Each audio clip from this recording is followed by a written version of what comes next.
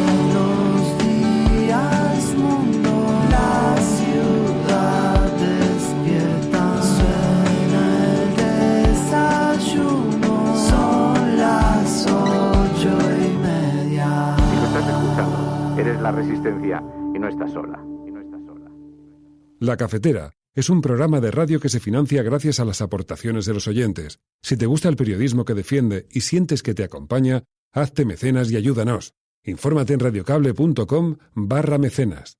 Hola, Cafetera. La semana pasada renové mis votos por segundo año consecutivo y estoy muy contento porque creo que los que nos lo podemos permitir tenemos la obligación de mantener vivo este proyecto para que los que no se lo pueden permitir también lo disfruten. Además, creo que La Cafetera es el único programa que siempre se acuerda de los que vivimos en el extranjero y eso nos hace sentir muy cercanos a nuestro país. Y además, las sobremesas Cafetera que son geniales, con esas conversaciones picantes, siempre necesarias. Un abrazo.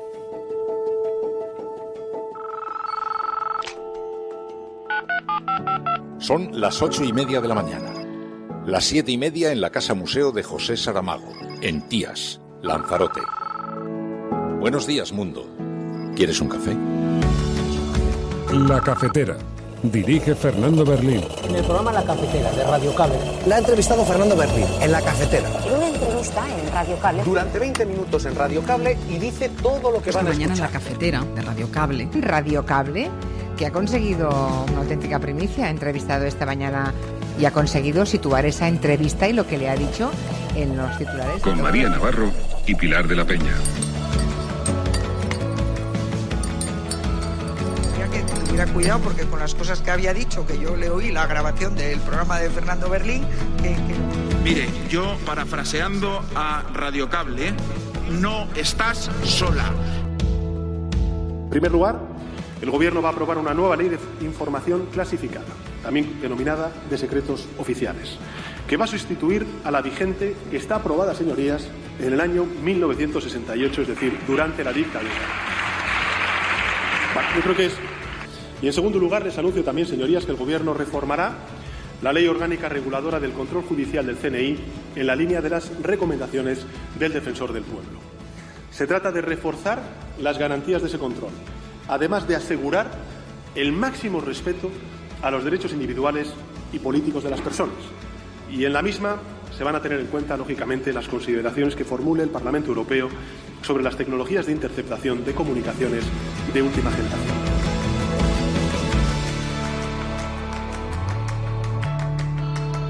El objetivo era intentar reconstruir sus alianzas con los independentistas.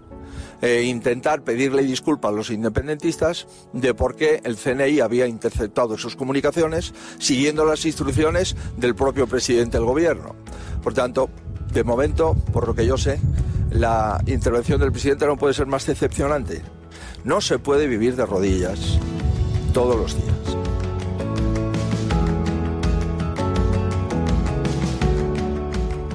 Creíamos que esa época había pasado, pero resulta que no, está a la vista que no. Este gobierno ha utilizado las mismas tácticas que todos los anteriores contra los adversarios políticos. Nosotras sostenemos la mayoría plurinacional y progresista que impide un gobierno de la ultraderecha y usted nos espía. Nosotros evitamos que la derecha aplique su agenda autoritaria de recorte de derechos y libertades y usted nos espía. ¿A usted le parece esto normal? ¿Le parece esto de recibo?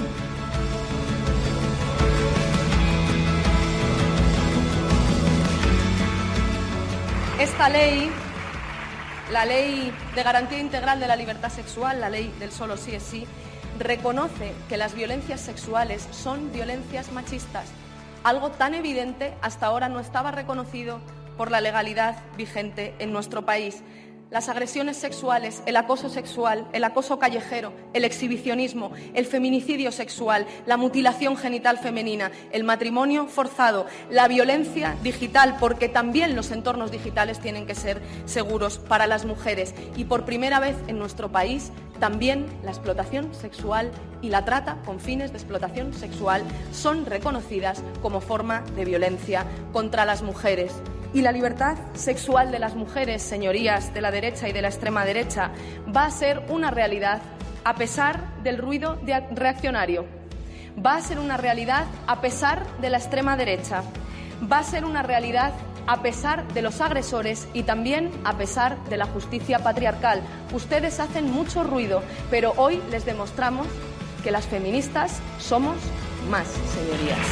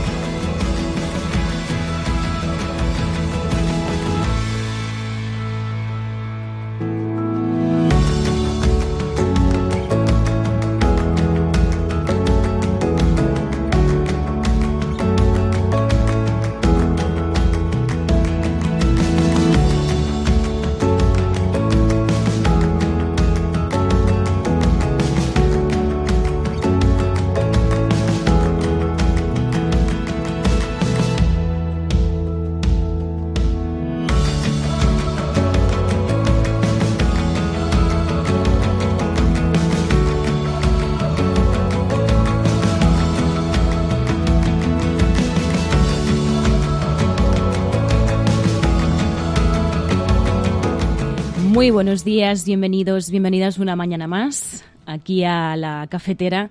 Hoy es 27 de mayo de 2022, ya estamos prácticamente finiquitando el mes de mayo y hay muchos asuntos sobre la mesa. Uno de los principales es el que se comentó ayer, el que fue objeto de debate en el Congreso de los Diputados después de ese anuncio de Pedro Sánchez de que va a reformar la ley orgánica que regula el control judicial del CNI, y también cuando anunció esa nueva ley de secretos oficiales, eso desencadenó un debate en el Congreso de los Diputados, una serie de reacciones también por parte de la oposición de las que vamos a hablar aquí en el programa de hoy, en la cafetera. También generó bastante polémica el asunto de la ley audiovisual, de la que vamos a hablar también, pero sí hubo una gran reivindicación social ayer en el Congreso de los Diputados. Esa fue la de la ley del solo sí es sí, que se llevó a debate en el Congreso de los Diputados. Escuchabais a la ministra de Igualdad, a Irene Montero, dando una serie de claves sobre esa nueva ley de la que vamos a hablar hoy, y también posicionando hasta leyes de libertad sexual frente a quienes quieren retrotraernos a los peores tiempos en los que vivían, los que han vivido las mujeres, los peores tiempos para las mujeres.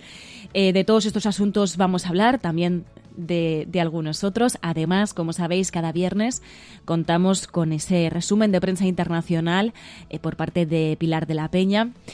Y en la sección de series con Ana Pastor vamos a hablar de ese documental que se llama Los Borbones, el documental sobre la familia real que ha producido y que vamos a poder ver dentro de muy poco.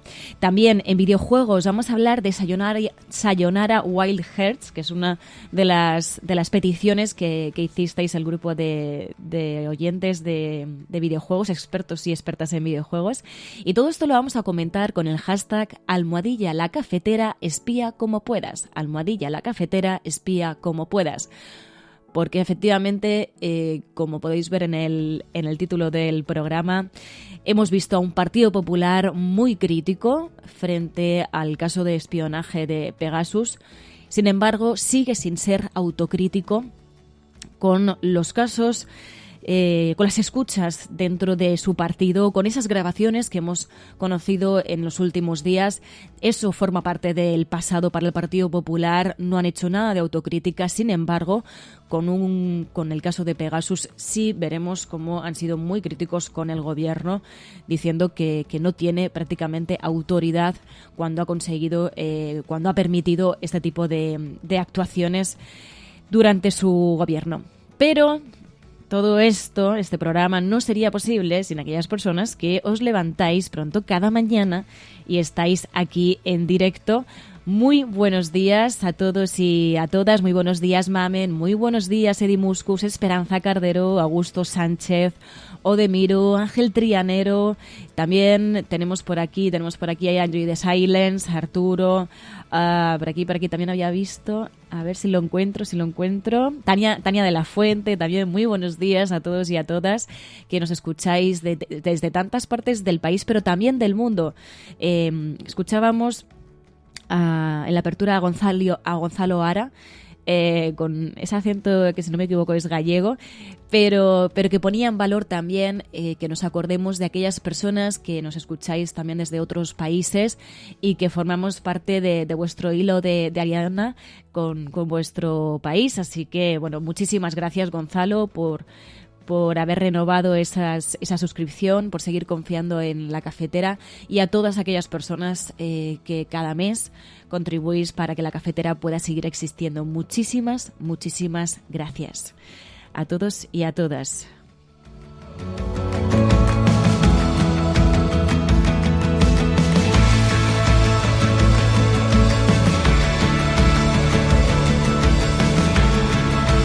Bueno, de hecho, decía desde muchas partes del mundo. Odiseya dice: Mary, saludos desde Holanda septentrional. Muy buenos días. Y veo por aquí ya a varias personas que vivís fuera de España. Si os parece, vamos a empezar a abrir las portadas de periódico. Ya tenemos el café preparado. Ahora solo queda abrir las portadas de periódico, también las digitales, para ver qué es lo que nos depara el día de hoy, 27 de mayo de 2022, y os animamos a que comentéis el programa y también os ayudéis a analizar esta realidad convulsa con el hashtag de hoy, La Cafetera espía como puedas. Vamos allá.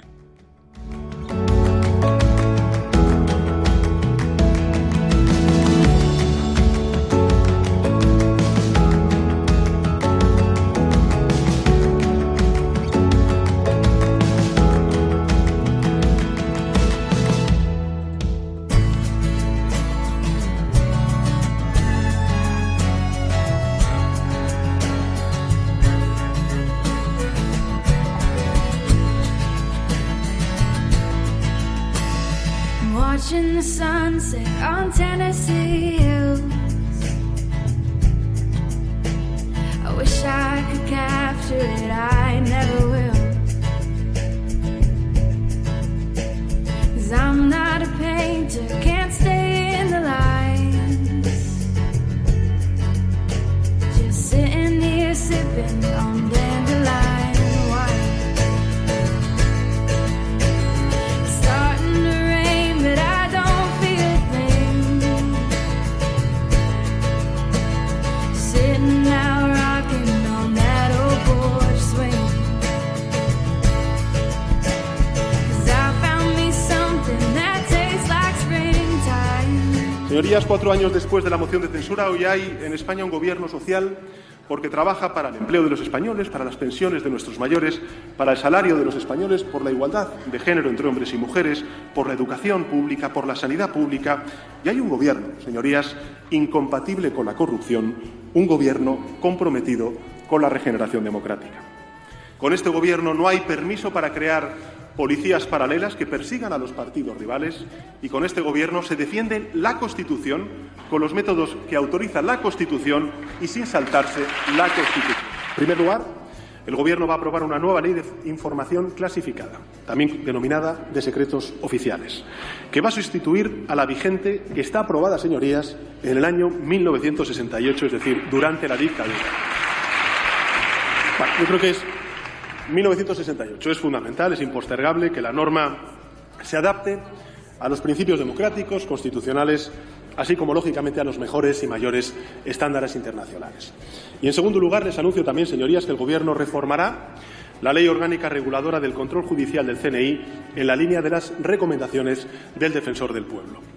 Se trata de reforzar las garantías de ese control, además de asegurar el máximo respeto a los derechos individuales y políticos de las personas. Y en la misma se van a tener en cuenta, lógicamente, las consideraciones que formule el Parlamento Europeo sobre las tecnologías de interceptación de comunicaciones de última generación.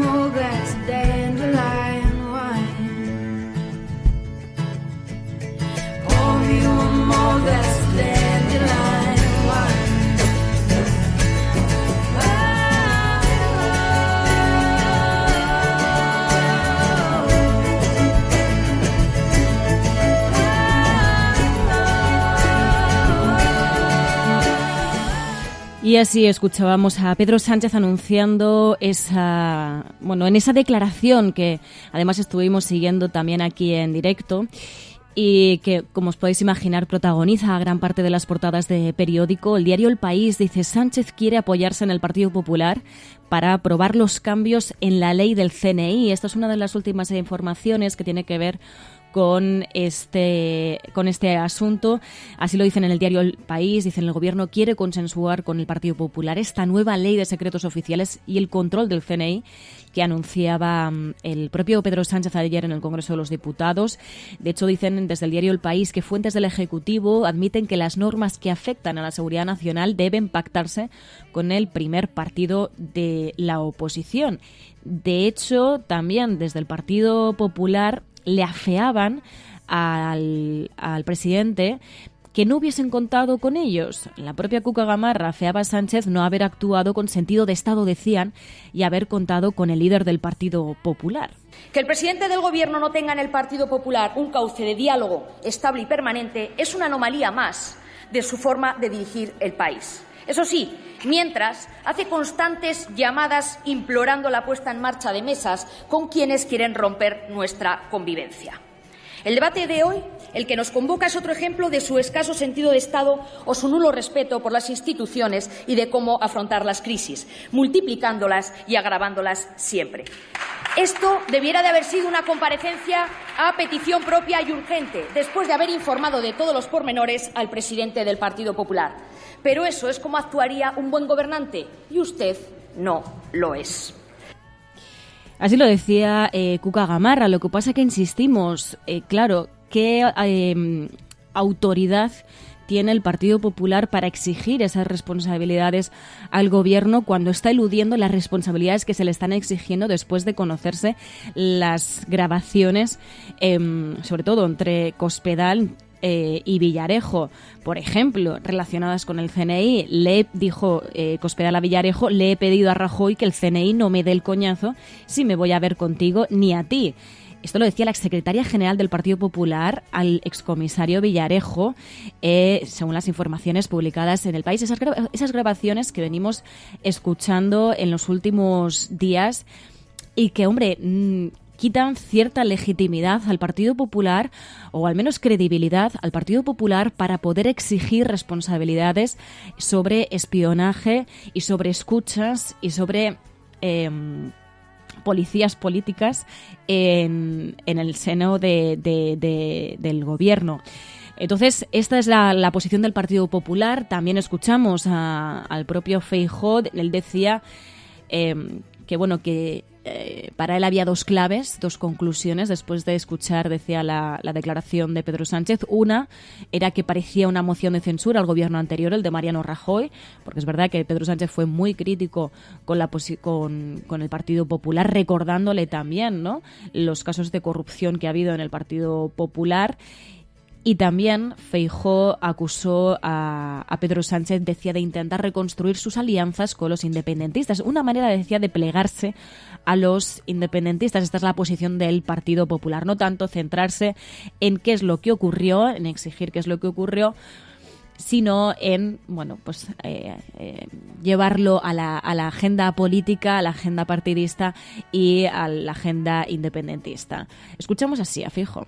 La primera parte de la intervención del presidente del Gobierno parecía un diputado de la oposición que estaba haciendo un discurso de una moción de censura contra el Gobierno de hace 4 años. Y la segunda parte de la intervención, al menos lo que yo he escuchado, el objetivo no era comparecer para explicarle a los españoles el lío que se ha montado con el CNI y por qué ha cesado a la máxima representante del CNI por cumplir con su deber, como dijo la ministra de Defensa. No.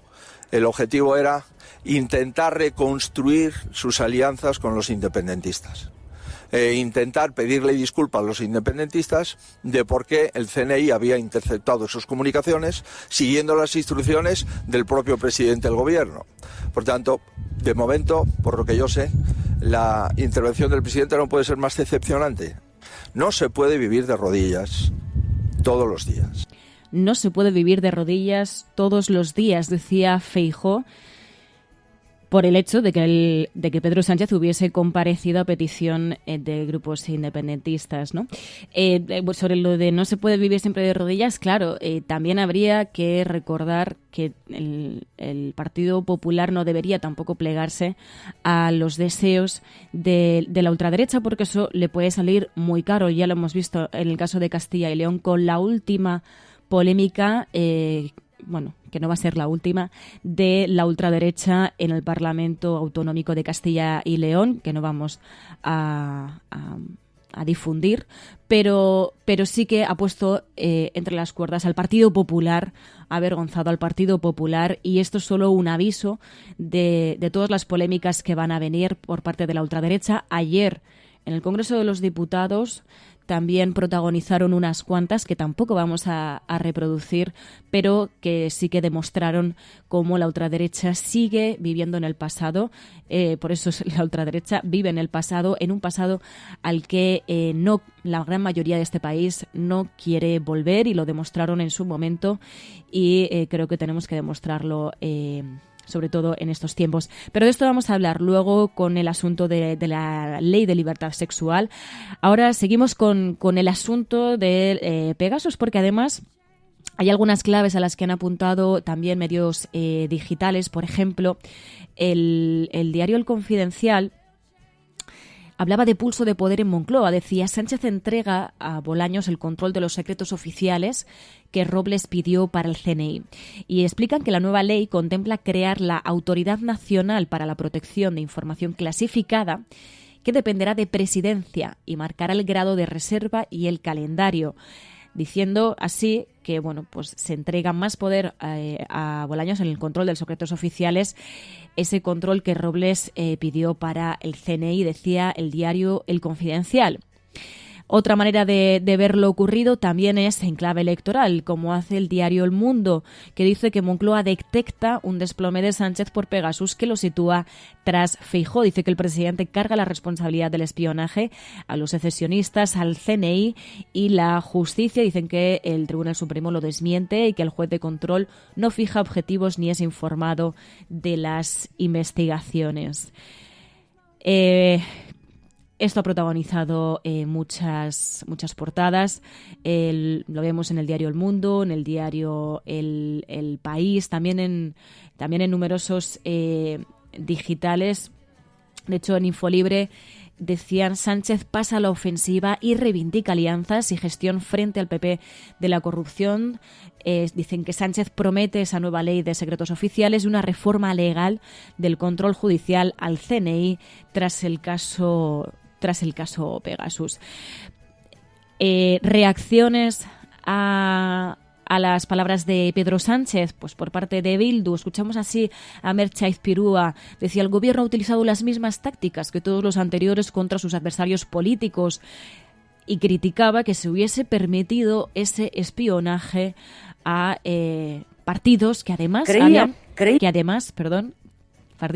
habían permitido la formación de gobierno. Así se lo recordaba Merche Aizpirua a Pedro Sánchez. Creíamos que esa época había pasado, pero resulta que no, está a la vista que no. Este gobierno ha utilizado las mismas tácticas que todos los anteriores contra los adversarios políticos. Nosotras sostenemos la mayoría plurinacional y progresista que impide un gobierno de la ultraderecha y usted nos espía. Nosotros evitamos que la derecha aplique su agenda autoritaria de recorte de derechos y libertades y usted nos espía. ¿A usted le parece esto normal? ¿Le parece esto de recibo? Muy crítica a Merche Aizpirua. Le decía, ¿les parece a usted de recibo que ocurra esto con quienes además han conseguido esa mayoría para que usted sea presidente del gobierno? Luego Rufián, muy duro también, contestaba así a la declaración de Sánchez sobre Pegasus. ¿Usted es consciente de que hay una operación de un búnker, el búnker que siempre ha existido en el Estado profundo, que busca excitarnos a nosotros para desestabilizarles a ustedes? ¿Usted es consciente de eso? ¿Y es consciente que con intervenciones como la de hoy, lo único que buscan, lo único que usted hace es darles la razón o darnos a nosotros más excusas? El poder nunca, jamás puede estar por encima de la moral. Nunca, jamás. 2, ni un Estado, ni un gobierno puede tener una vida paralela. Jamás. Y no se puede justificar. 3, en un país en el que la principal ley es la ley del silencio, no es un país, es una mafia.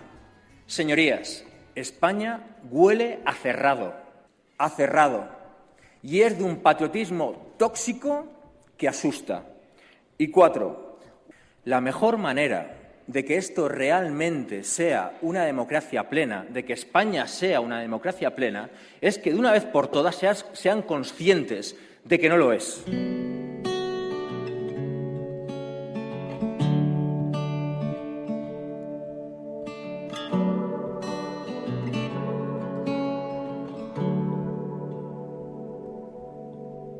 I had a dream I saw her in a forest. I never got the image off my mind. I never knew the love that went before us. But that's the moment I was stuck in time.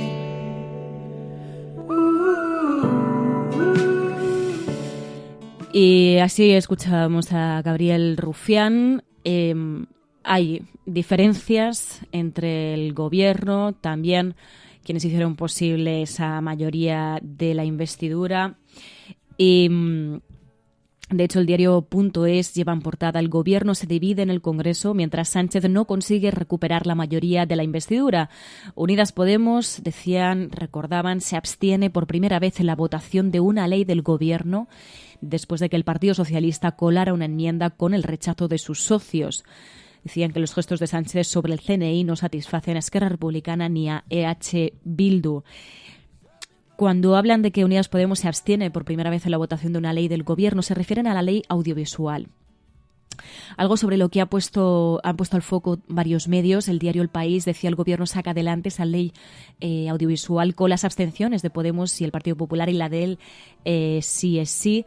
En La Vanguardia dicen: el Partido Socialista pacta con el PP la ley audiovisual y rompe la unidad con Unidas Podemos y aliados. Unidas Podemos vota por primera vez diferente de los socialistas en un proyecto del gobierno que se salva por la abstención de populares y de Ciudadanos. Además, también lo destaca el diario Público.es, que dice que Esquerra Republicana y Partido Socialista se alejan más todavía tras comparecer Sánchez por Pegasus y la votación de la ley audiovisual. Pero ¿qué es lo que ha sucedido? Pues lo explicaban en el diario.es, decían que la ley audiovisual salía sin el respaldo de Unidas Podemos, con esa abstención del Partido Popular y el enfado del cine independiente. En esta información del diario.es hablaban de que el Gobierno ha perdido ese apoyo de Esquerra Republicana y Unidas Podemos, que es la primera vez que se abstiene en una ley a iniciativa de sus socios, por permitir que se considere independientes también a las productoras que están asociadas a plataformas y televisiones.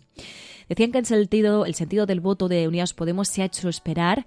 Dijeron que se mantendrían leales a los de Pedro Sánchez, pero también fueron muy críticos en su intervención. Es la primera vez que Unidas Podemos orienta su voto en contra de una ley a iniciativa del Gobierno, y decían por el camino de la tramitación el Partido Socialista también ha perdido el apoyo de Esquerra Republicana. El caso es que el sector del cine independiente ha llevado su reivindicación incluso fuera de España y ha llamado, decían, a los tótems de la industria para presionar en contra de la ley. Por ejemplo, Pedro Almodóvar, Itziar Bollaín, Antonio Resines, Isabel Coixet o Fernando Colomo han firmado un manifiesto en solidaridad con las asociaciones de productoras españolas independientes por esta enmienda técnica.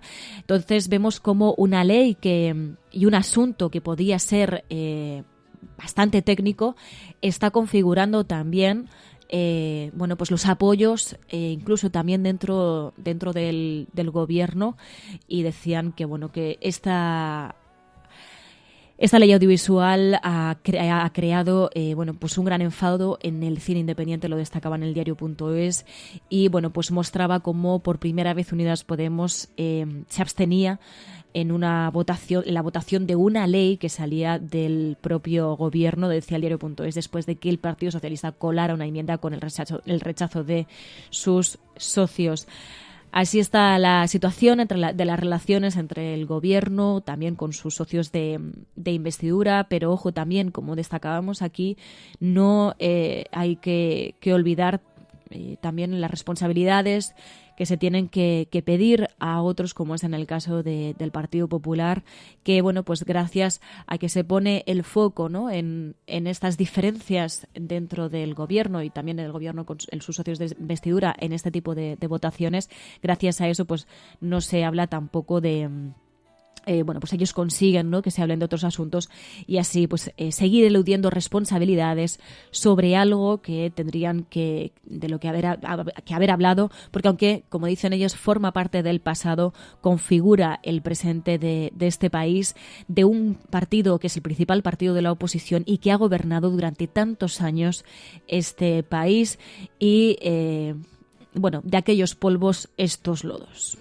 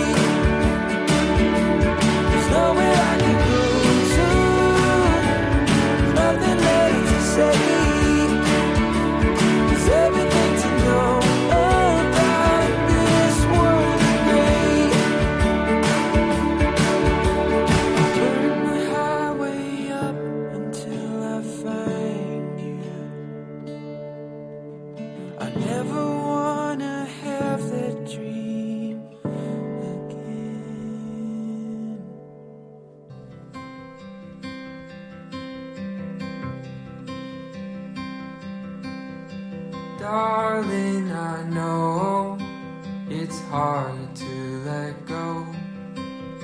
Soon I will hold you again. Longer days when I'm away, but we'll both pretend to be bold.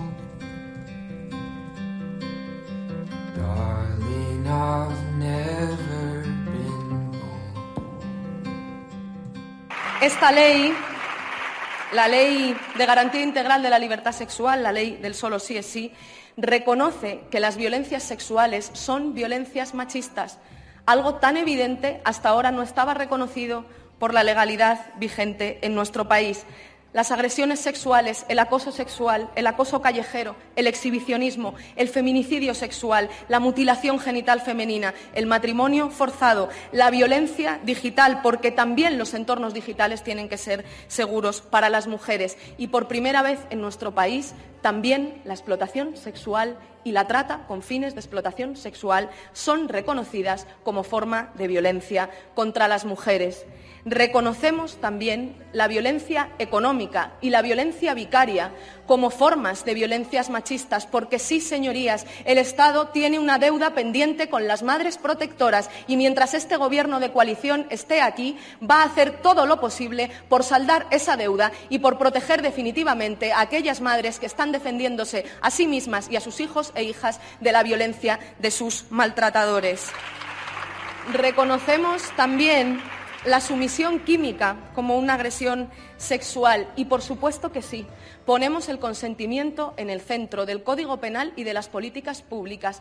Esta es una ley que pone el consentimiento no solo en el Código Penal para que deje de ser necesario demostrar violencia o intimidación para hablar de una agresión sexual, sino también pone el consentimiento en el centro del conjunto de las políticas públicas que se despliegan para garantizar de forma efectiva los derechos de todas las víctimas y que al final podamos construir una sociedad basada en los buenos tratos.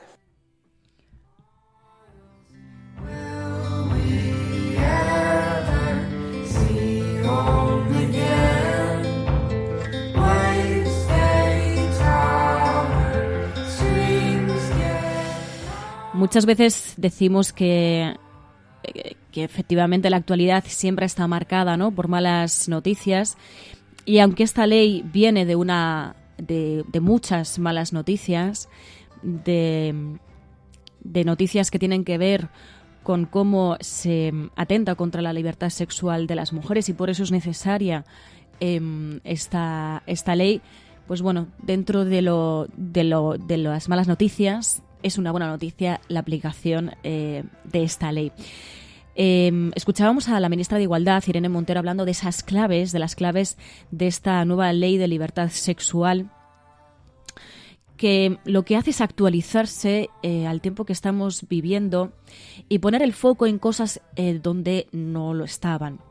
Por ejemplo, en el diario El País, Isabel Valdés desgrana todas esas claves, ¿no?, de las que está hablando, que habéis escuchado a Irene Montero. Por ejemplo, poner el consentimiento como eje,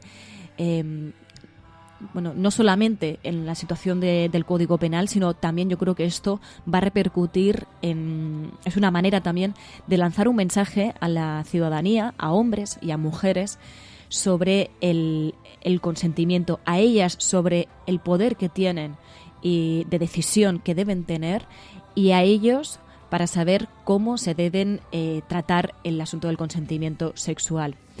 Cosas que pensábamos que eran obvias, pero que hay que poner en un texto porque por lo visto no lo eran.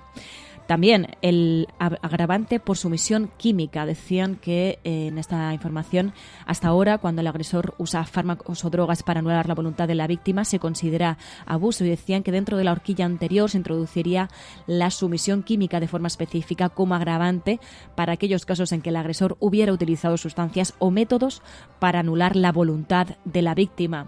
También decían que hablaban de asesinatos por violencia sexual. La norma incluye el homicidio de mujeres vinculado a la violencia sexual o feminicidio sexual como la violación más grave de los derechos humanos vinculada a las violencias sexuales. De hecho, dicen en esta información que desde enero el Ministerio de Igualdad recoge datos por separado de los asesinatos por violencia machista dentro de la pareja o expareja y también, ojo, los que se producen fuera de ese ámbito de intimidad.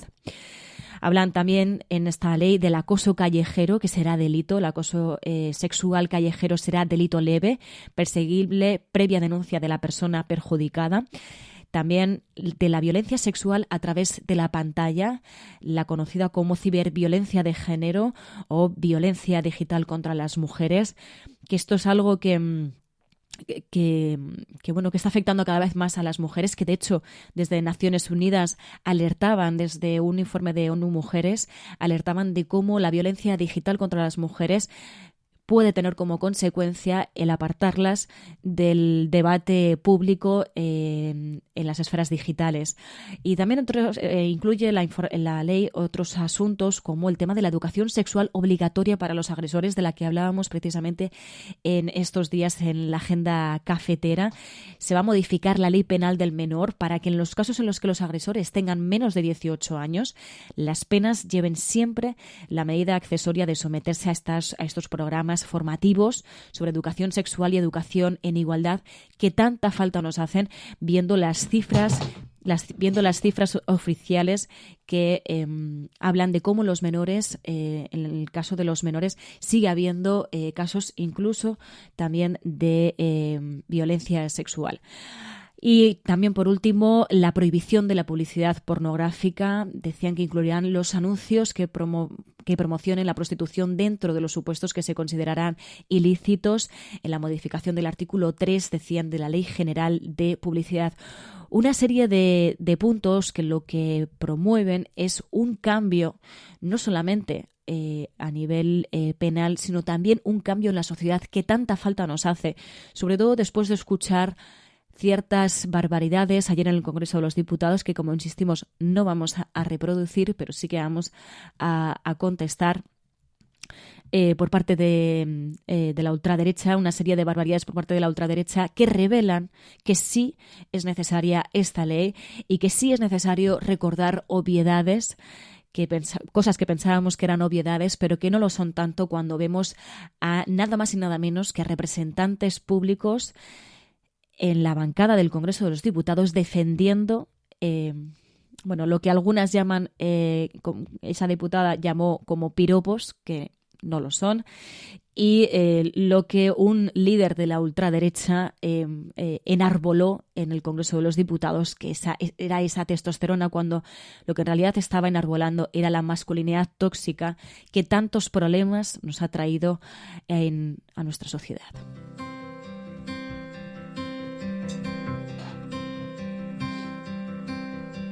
Darling, I know it's hard to let go.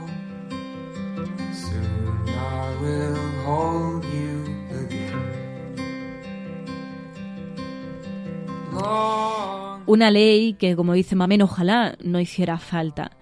Pero también es verdad que afortunadamente se ha conseguido diagnosticar la situación actual en materia de libertades sexuales. Se ha conseguido hacer ese diagnóstico para promover un cambio, porque al final la política es eso, y la labor de la clase política es esa: diagnosticar problemas en la sociedad y darle solución.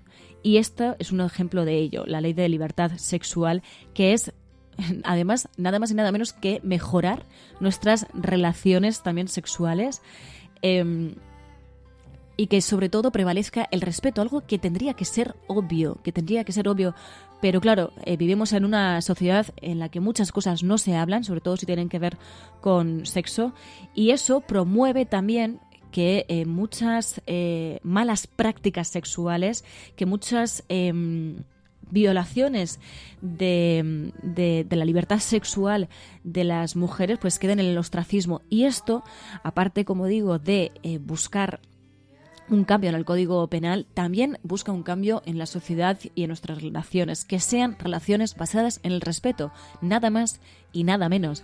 Una vez más, recordando que el feminismo busca eso, que seamos iguales, que nos miremos de igual a igual. Una labor, la del feminismo, que es también enfrentarse a todas aquellas fuerzas retrógradas que buscan retrotraernos a pasados realmente oscuros para las mujeres. Irene Montero decía que esta ley de libertad sexual también se produce a pesar de la extrema derecha, a pesar de todas aquellas fuerzas que buscan retrotraer a las mujeres a tiempos anteriores. Y la libertad sexual de las mujeres, señorías de la derecha y de la extrema derecha, va a ser una realidad a pesar del ruido reaccionario. Va a ser una realidad a pesar de la extrema derecha. Va a ser una realidad a pesar de los agresores y también a pesar de la justicia patriarcal. Ustedes hacen mucho ruido, pero hoy les demostramos que las feministas somos más, señorías.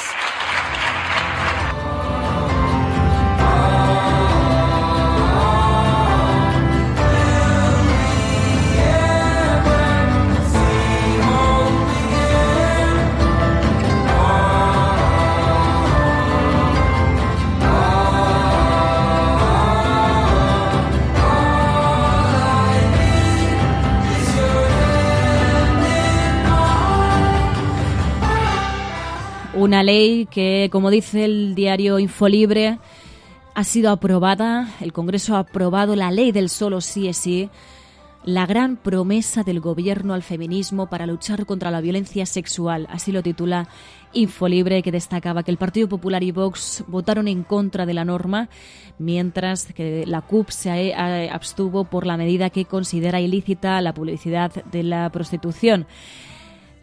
Una gran promesa, como dice el diario Infolibre, del gobierno al feminismo para luchar contra la violencia sexual, y también una demostración de que lo que se lucha en la calle puede materializarse en un cambio político y en un cambio social, que protestar sí que sirve y que la calle es muy poderosa. Hasta aquí la actualidad nacional. Pero como sabéis, cada viernes contamos con el maravilloso análisis de Pilar de la Peña para contarnos qué es lo que han contado durante esta semana la prensa internacional, cuáles han sido los asuntos también más relevantes de España destacados en la prensa internacional. Programas de radio, de televisión en España, la prensa burlándose de nuestra propuesta. Podrán decir todos los periódicos del mundo lo que quieran. Que a democracia vai ganhar. En España, el ex vicepresidente del gobierno... En España finaliza el recuento de votos en los comicios municipales y autonómicos con una participación del 64%. Rodrigo Rato is under investigation. Dejaré lo mejor de mí, para poder estar a la altura de la confianza que ustedes me han entregado. No olvidamos justicia, verdad, respeto. Seguimos. Pues ya sabéis que los viernes abrimos un capítulo en la cafetera para hablar de prensa internacional, de la manera en la que proyectan la imagen de España en el exterior, con Pilar de la Peña. Pilar de la Peña, buenos días. Hola, buenos días. En una semana en la que, claro, aquí se ha hablado mucho de la visita del rey de España, Juan Carlos de Borbón, volviendo al país después de 2 años viviendo en el exterior, huyendo de las complicaciones de su situación jurídica. ¿La prensa internacional ha recogido esto? Pues mucho, ya lo comentábamos a finales de la semana pasada, el viernes pasado, cuando analizábamos de qué estaba hablando la prensa internacional. Ya decíamos que habían estado muy pendientes de la posibilidad de que Juan Carlos I volviera a pisar España, y una vez que se ha hecho efectivo, pues realmente lo han recogido en gran medida. Han encontrado artículos en los principales medios de comunicación de todo el planeta. Vamos, realmente sí que ha sido una noticia de bastante impacto. Hay varias cosas que llaman la atención de la prensa internacional, ¿no? Ya se decía que era una visita que estaba haciendo chirriar los dientes o incluso levantar ampollas, que es un titular que utilizaban varios medios en los momentos anteriores a conocerse la presencia, ahora el viaje a España del rey emérito, y luego con el paso de los días y el espectáculo que ha constituido esta visita, pues es algo que también han destacado varios medios. Por ejemplo, me parece que era la televisión pública austríaca, la ORF, lo destacaba en un reportaje, ¿no? Esa especie de circo y de espectáculo en que se había convertido la llegada a San Genjo, sobre todo de ascenso del rey emérito, y bueno, ya te digo que ha aparecido en medios de todo el globo. Entre las cosas que más les llama la atención también es, y lo titulaba así el Süddeutsche Zeitung, el diario alemán, la falta de remordimientos de Juan Carlos en su regreso a España, ¿no? Su corresponsal, Karin Janker, que firmaba el artículo, decía: si se podía pensar que podría haber algo que Juan Carlos podía traer algo de remordimiento en su equipaje, porque decía, al fin y al cabo traicionó a su propio pueblo, pero ha destacado que se equivocaba y que en ningún momento ha dado explicaciones ni se ha referido a este aspecto. Es algo que también han destacado otros medios, el propio Washington Post, ¿no? que explicaba que y se hacía eco de esa especie de regañina de la portavoz del Ejecutivo español, de Isabel Rodríguez, al considerar que el rey emérito pues había perdido la oportunidad de dar explicaciones. También lo destacaban, y en general los medios internacionales ponían de relieve que la visita del exmonarca ha estado todo menos lejos de generar unanimidad, ¿no? Y destacaban las críticas por parte sobre todo de la izquierda, pues mencionaban las de Nadia Calviño, desde Podemos, en general de la izquierda, los elogios también que le han destacado figuras de la derecha, por ejemplo los de las palabras de José Luis Rodríguez Almeida, de Martínez Almeida, perdón, han sido unas de las más recogidas. Y el otro aspecto que han destacado varios medios, por ejemplo Le Monde, es que el regreso de Juan Carlos I ha sido un problema y ha incomodado a su hijo, a Felipe VI, ¿no? En este sentido, la sensación de que el regreso y el retorno a España de Juan Carlos ha realmente debilitado un poquito más la monarquía, porque además todos los medios internacionales que se han hecho eco de este viaje de vuelta a España de Juan Carlos después de los 2 años de exilio destacaban hasta qué punto sus problemas y sus escándalos financieros habían erosionado la imagen de la monarquía, y en este sentido pues señalaban que su vuelta pues había contribuido y había ahondado en esta fractura o en este perjuicio a la monarquía. Luego hemos visto también cómo numerosos medios de comunicación internacionales recogían la advertencia de España de que la influencia rusa en África es una amenaza para la OTAN.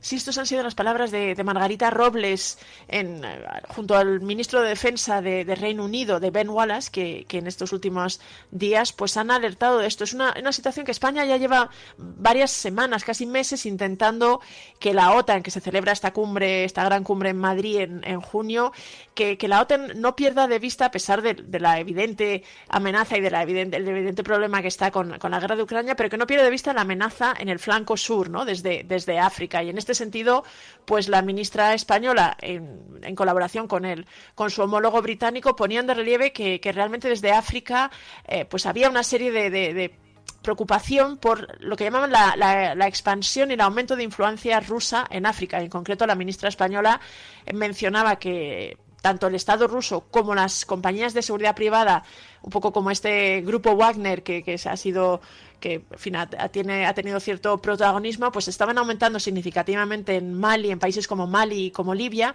y que realmente estaban fomentando un aumento del crimen organizado y del terrorismo en lugar de realmente combatirlo. Y en este sentido, pues pedía a la OTAN que no perdiera de vista esta amenaza. El ministro de Defensa Ben Wallace, por ejemplo, también señalaba o acusaba que Rusia podía incluso utilizar los flujos migratorios para presionar a la OTAN desde África, y en este sentido pues varios medios como Al Jazeera, Reuters o algunos medios estadounidenses y británicos se han hecho eco de esta advertencia de España y de Reino Unido, y de esta petición de que pues que desde la OTAN se aborde este asunto.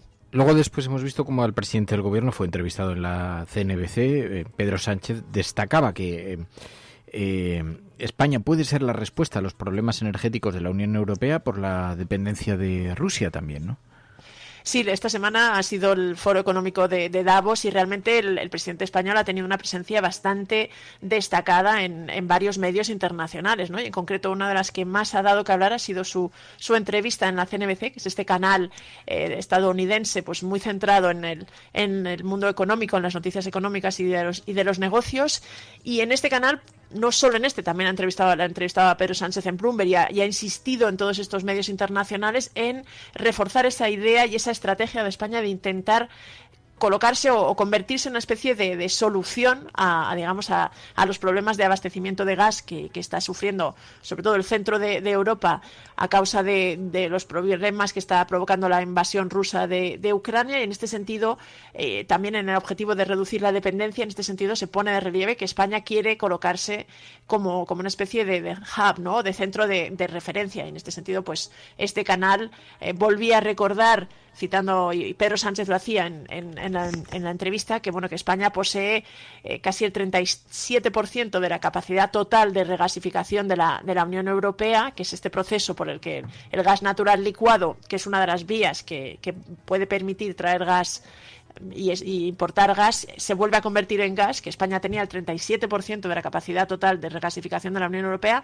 y que además con Portugal alejaban casi la mitad de la capacidad de almacenar gas natural licuado de todo el continente, ¿no? Y en este sentido, pues se ponía de relieve que España estaba intentando tener un papel de mucha más relevancia y mucha más significado, digamos, en esta estrategia o en este intento de la Unión Europea de reducir la dependencia del gas ruso. También la visita del emir de Qatar, la alianza estratégica anunciada con España, junto con algunas de las polémicas que esto ha provocado, es otro tema que ha sido puesto de relieve en la prensa global. Sí, la verdad es que es de la semana pasada, pero ha seguido pues suscitando bastantes artículos y bastantes análisis, ¿no? Sobre todo ha llamado la atención esa especie de gran pompa con la que en España se ha recibido al emir de Qatar, a Tamim Ben Hamad Al Thani.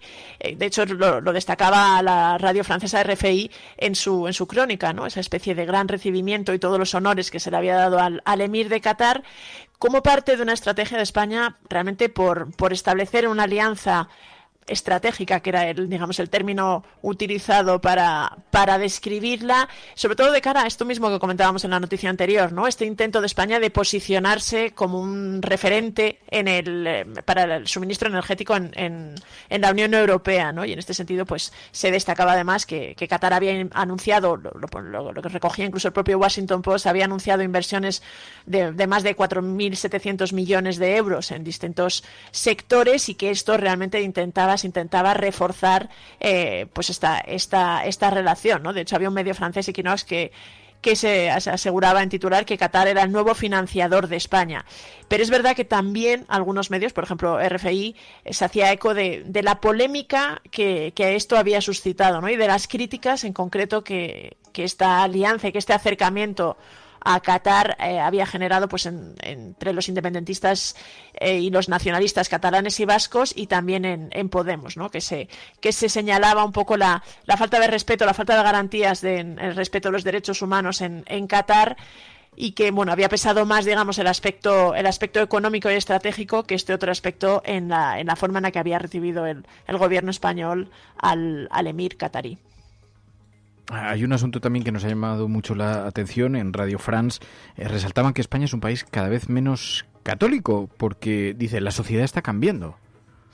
Sí, es un reportaje que hacían en esta emisora francesa, y que realmente ayuda un poquito a romper todos esos tópicos que siguen circulando en general en la imagen de España, ¿no? Es lo que se hacía eco el reportaje de los datos de la Fundación Francesc Ferrer i Guàrdia, ¿no? Que revelaba cómo cada vez realmente había una pérdida de influencia de la Iglesia Católica en España, a pesar de que España había sido uno de los países en los que esta había sido mayor, pero realmente desde prácticamente los años 80 pues había ido decayendo significativamente el número de católicos, y ahora realmente había números realmente sorprendentes. Destacaba entre ellos que más del 63% de los jóvenes españoles se decían agnósticos o ateos, ¿no? Y que esto realmente España estaba viviendo un periodo y una época ya bastante larga en el tiempo de secularización. Incluso hablaba de cierta mutación, decía el reportaje, con respecto a un país que había sido tan católico,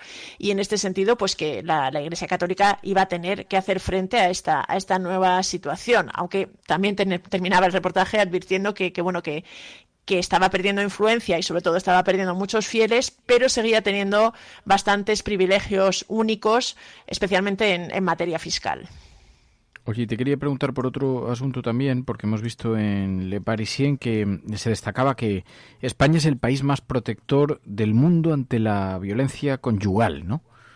Sí, la violencia conyugal es un poco como hablan en Francia o como se refieren a la violencia de género, y en este sentido es otro medio francés que vuelve a poner a España como referente y como ejemplo. Hace poquito hablábamos también de cómo en Italia se había hecho, en Suiza incluso se destacaba este papel de España a la vanguardia, ¿no?, en lo que es los feminicidios y la lucha contra la violencia de género, y en este sentido recordaban que Emmanuel Macron, el reelegido recientemente presidente francés, había asegurado que realmente uno de los grandes objetivos de este nuevo mandato iba a ser avanzar en la igualdad entre hombres y mujeres, y ponían el caso de España como referente y como ejemplo, ¿no? Y volvían a recordar pues la ley de protección integral contra la violencia de género de 2004, que realmente se volvía a mirar y se volvía a destacar desde este medio francés como un referente, destacando especialmente que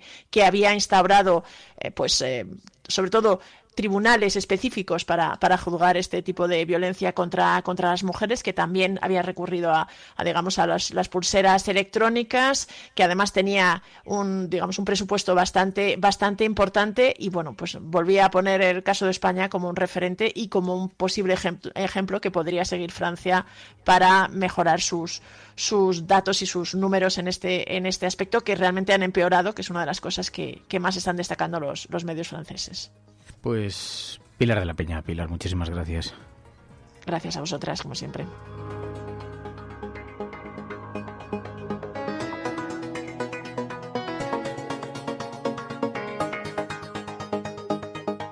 La Cafetera es un programa de radio que se financia gracias a las aportaciones de los oyentes. Si te gusta el periodismo que defiende y sientes que te acompaña, hazte mecenas y ayúdanos. Infórmate en radiocable.com/mecenas. La Cafetera y Neutral presentan Plata o Plomo. El mundo en series. En el Juego de Tronos, o ganas o mueres. Con Fernando Merlín y Ana Pastor. ¿Sabes dónde estás? Es una radio pirata.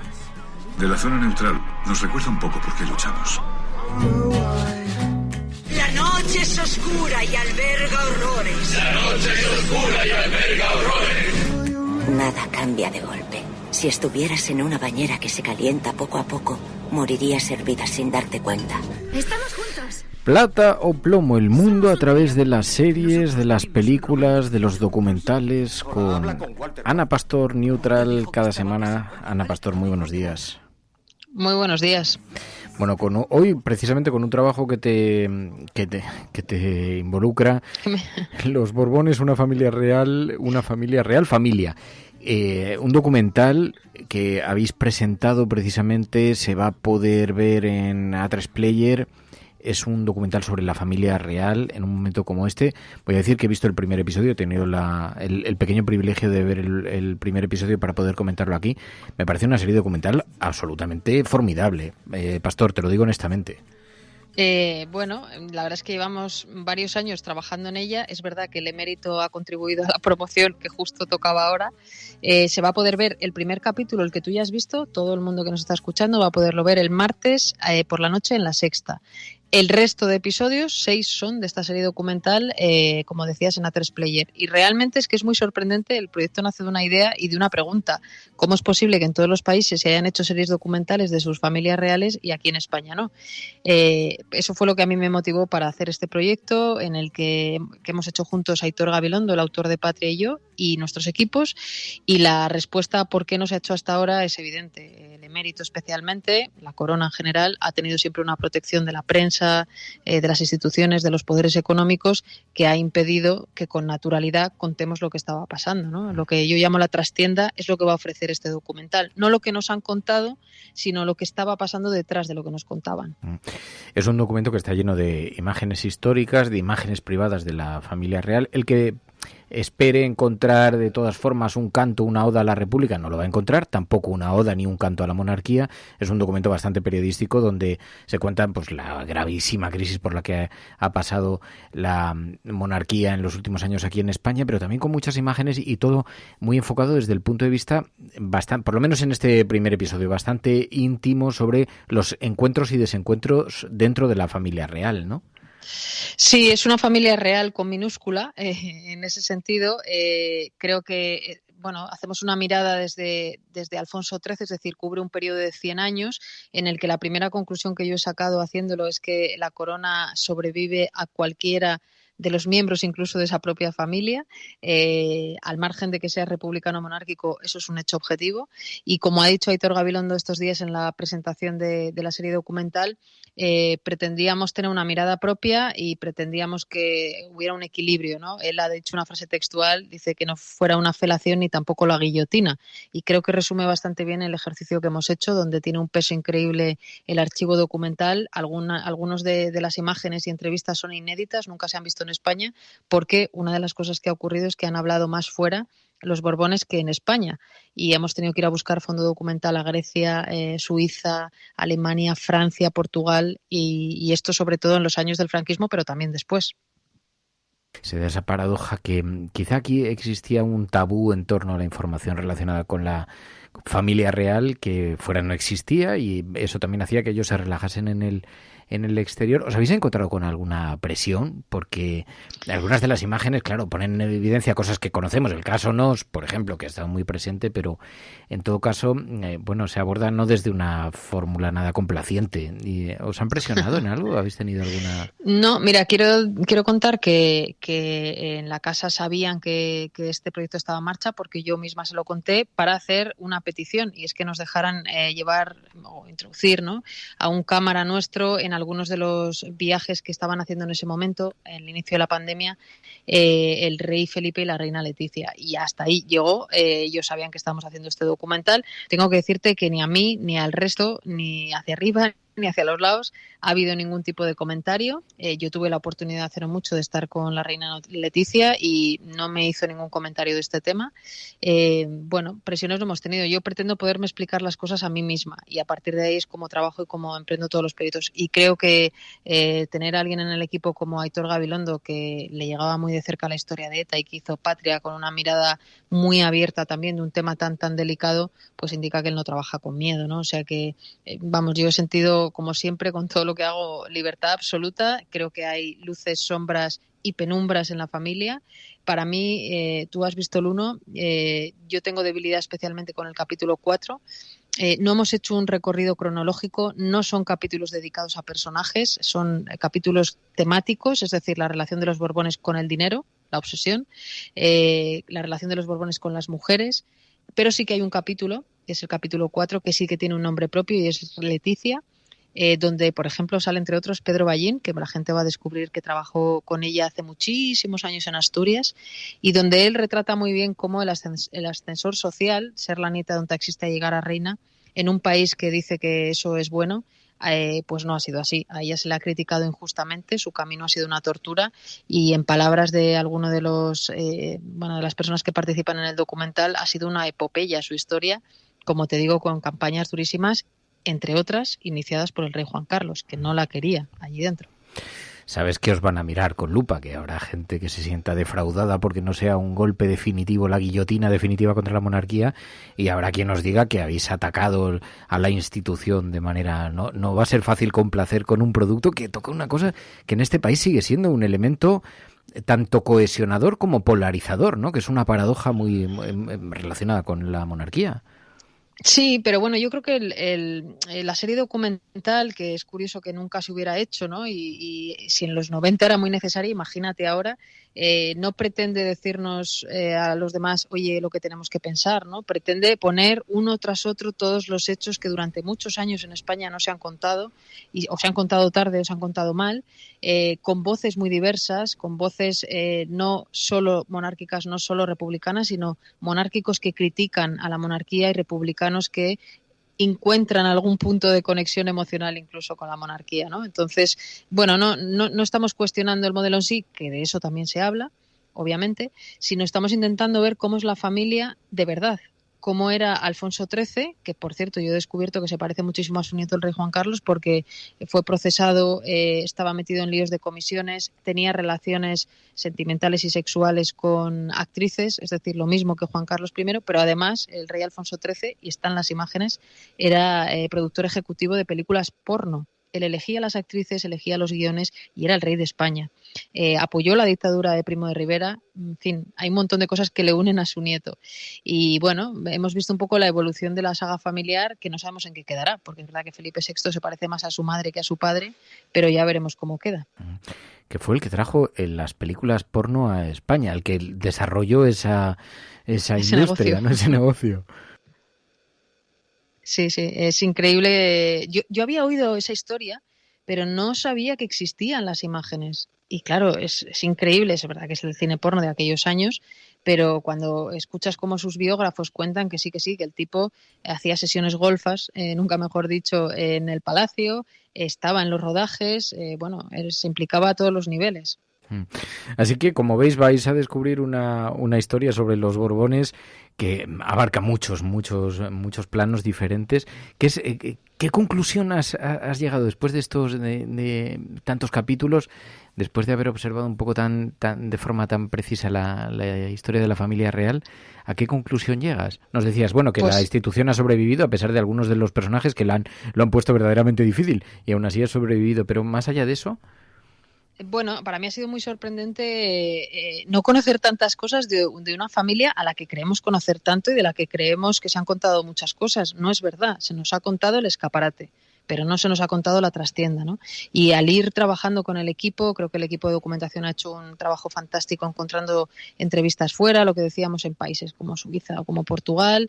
Hemos encontrado al propio Juan Carlos muy joven hablando de Franco maravillas. Hemos encontrado la traición de Juan Carlos a su padre y de cómo él la verbaliza también en una entrevista en Francia. Creo que son más humanos de lo que pensamos, pero sobre todo creo que durante muchos años se nos ha contado la historia de una manera, a nivel emocional, son una familia desestructurada. Es decir, yo no sabía que desde que Felipe VI tenía 5 años, sus padres ya no hacían vida juntos, desde que tenía 5 años, y es un hombre ahora de 50 y tantos.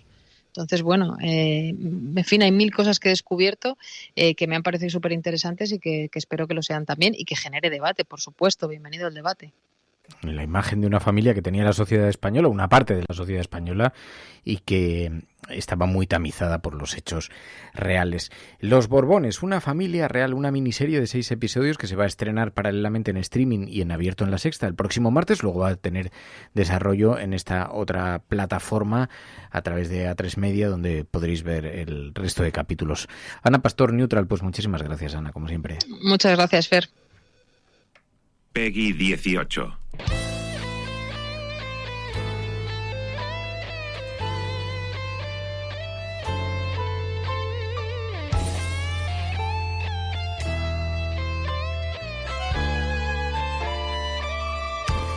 Me gusta que suene el Peggy 18, no porque los contenidos sean para mayores, sino porque no es una cosa para niños. Precisamente los videojuegos se han convertido en una gran industria del entretenimiento, muy por encima incluso de industrias como el cine.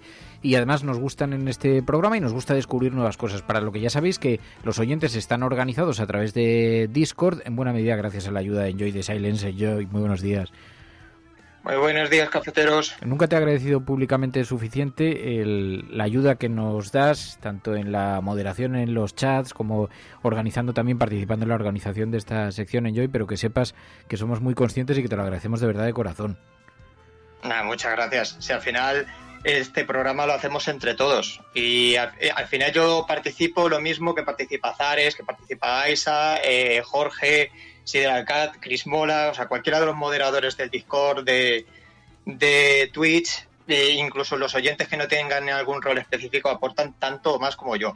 Pues es una pasada porque, claro, eso hace que cada semana aquí hacen una sugerencia, pues algún videojuego. Además concretamente, sé que llevabas tiempo que querías hablar de él porque me decías, a ti que te gustan mucho las bandas sonoras de los videojuegos, tiene el foco colocado ahí, Sayonara Wild Hearts.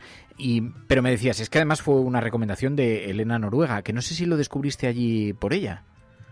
Sí, lo descubrí por ella. Ya también uno de mis mejores amigos me lo estaba diciendo, juégatelo, vas a llorar mucho, pero es un juego que nada, te dura 1 hora, hora y media como máximo y lo vas a disfrutar un montón.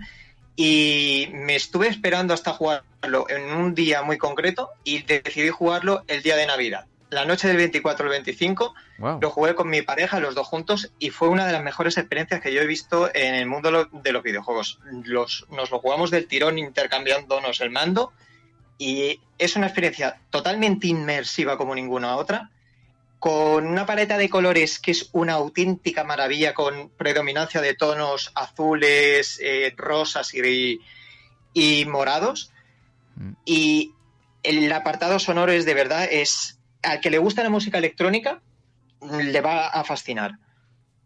Estoy viendo imágenes, en efecto, en tonos pastel, son unos gráficos muy interesantes.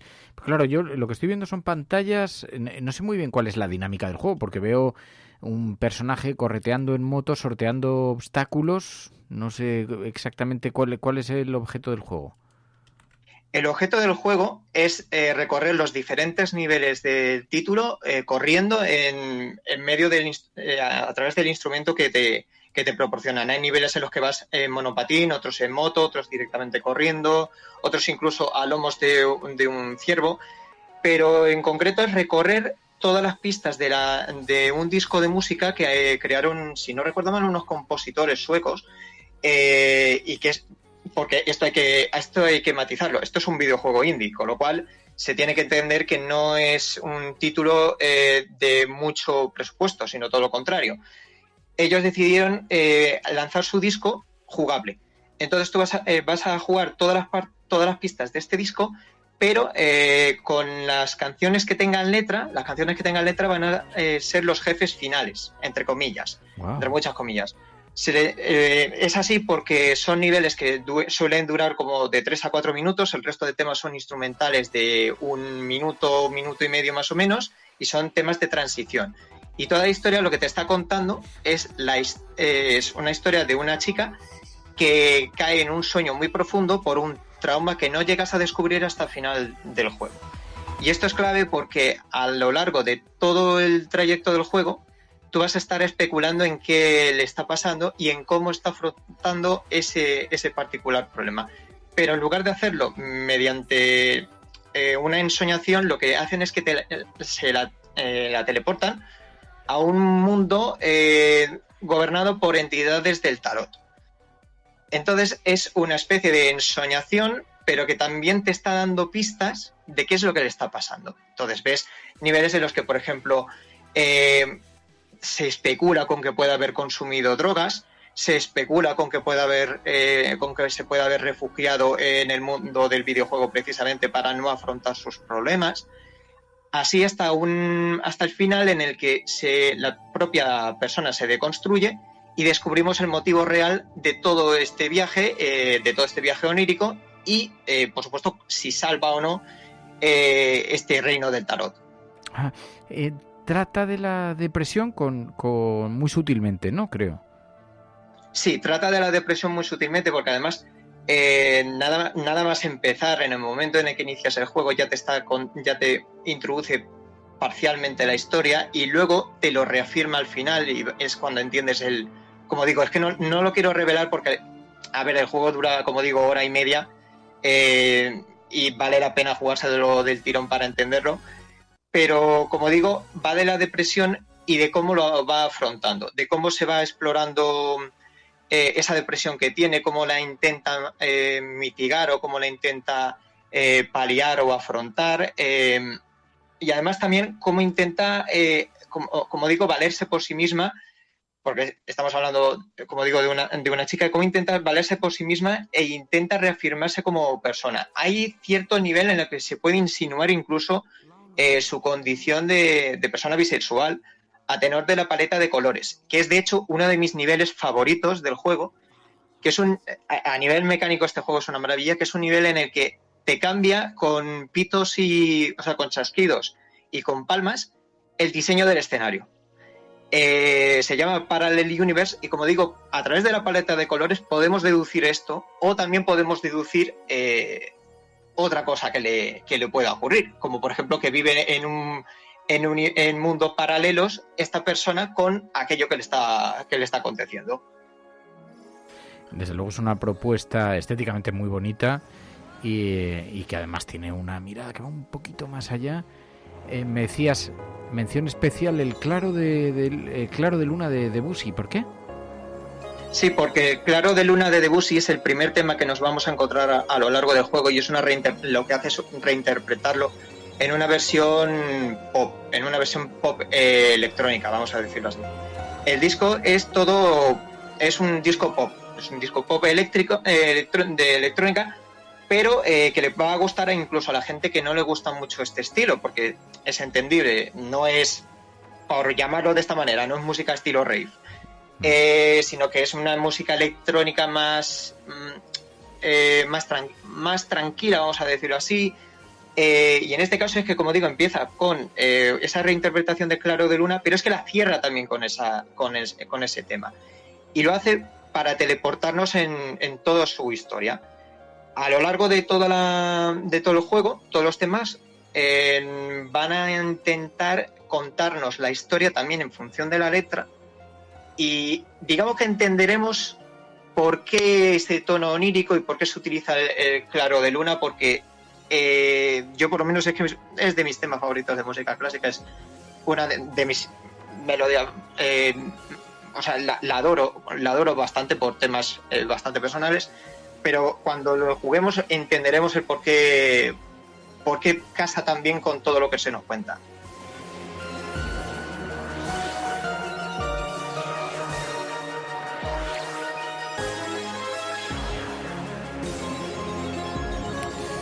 Pues Sayonara Wild Hearts, el juego que nos recomienda esta semana Enjoy the Silence, una experiencia interesante, 1 hora y media de entretenimiento, así que es asequible para incluso los que no tenéis mucho tiempo, pero te agradezco muchísimo esta propuesta.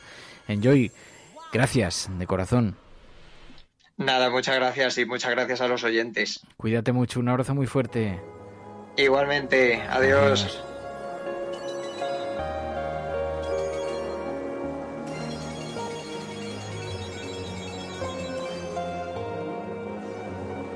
La Cafetera es un programa de radio que se financia gracias a las aportaciones de los oyentes. Si te gusta el periodismo que defiende y sientes que te acompaña, hazte mecenas y ayúdanos. Infórmate en radiocable.com/mecenas.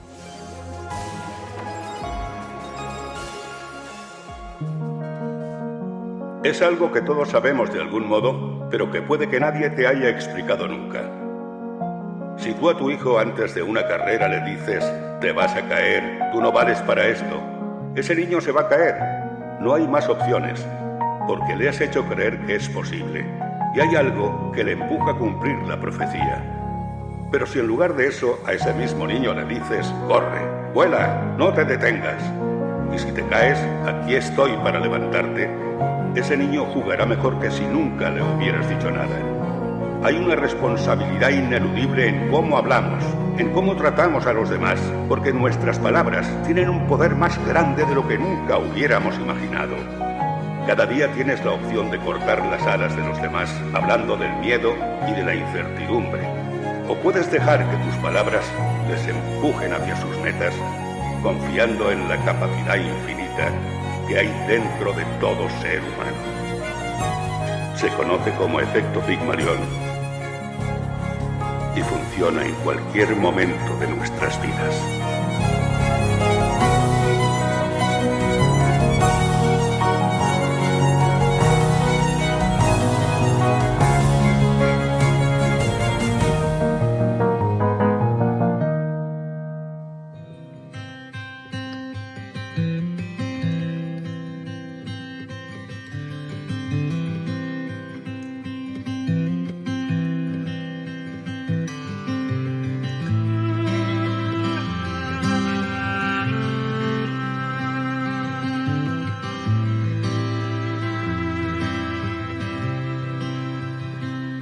Let the first sound you hear be a beating heart, speeding bright, speeding bold. when your eyes come to me, I'm humbled constantly, a supernova inside.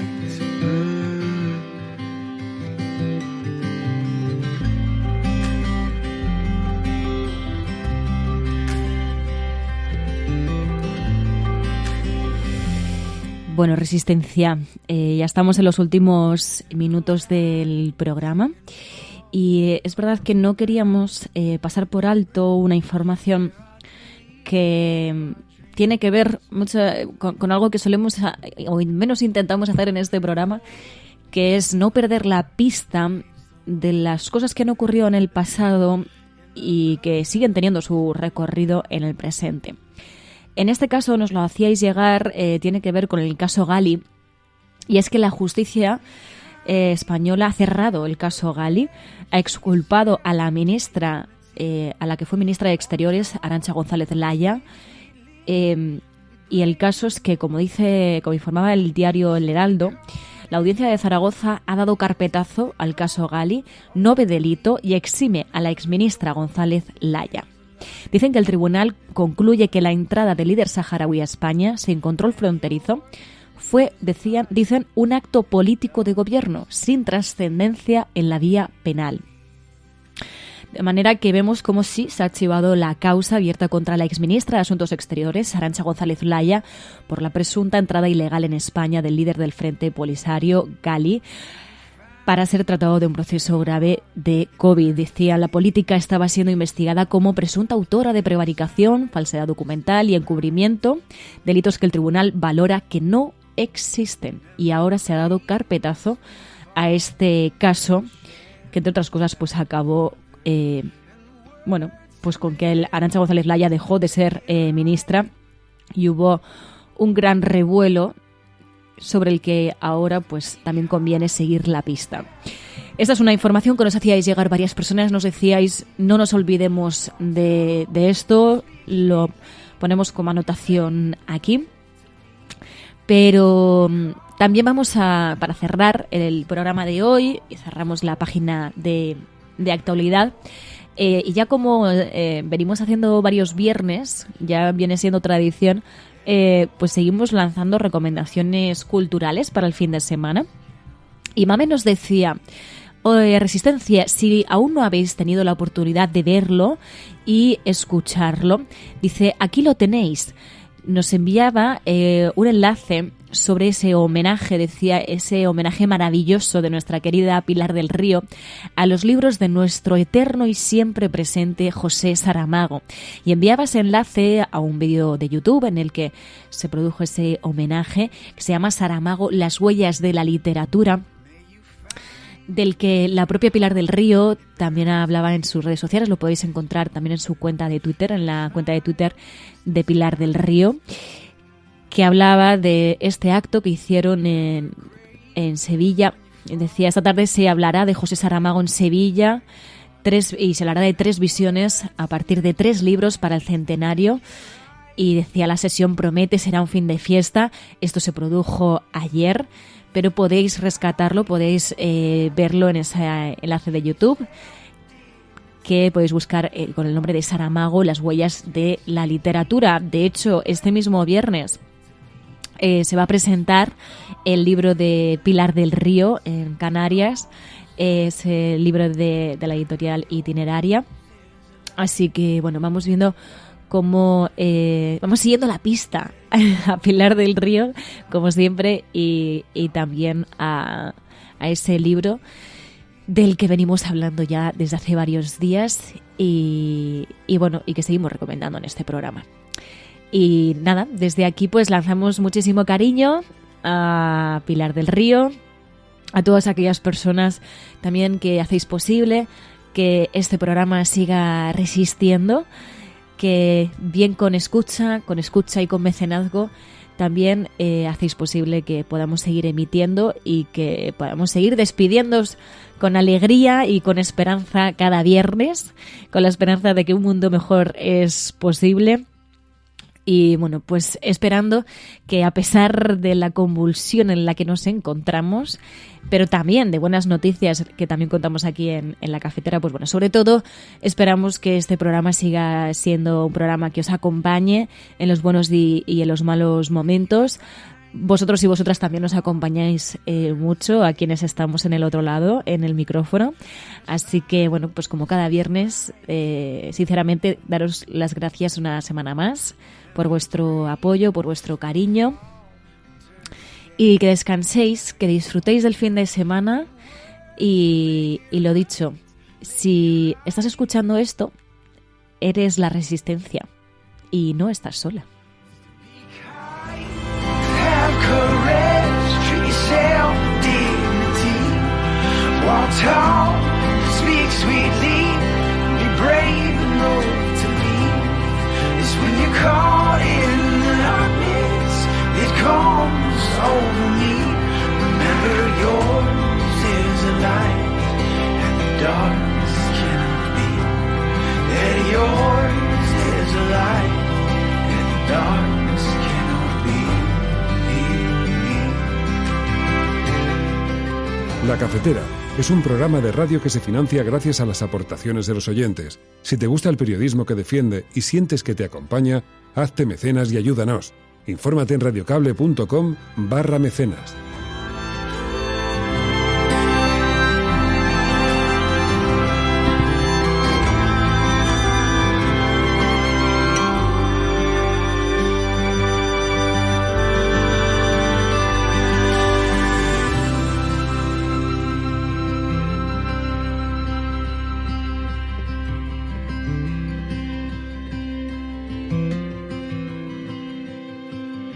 And as you fall into stars, find your place among the orchards. Know you're perfect as you are.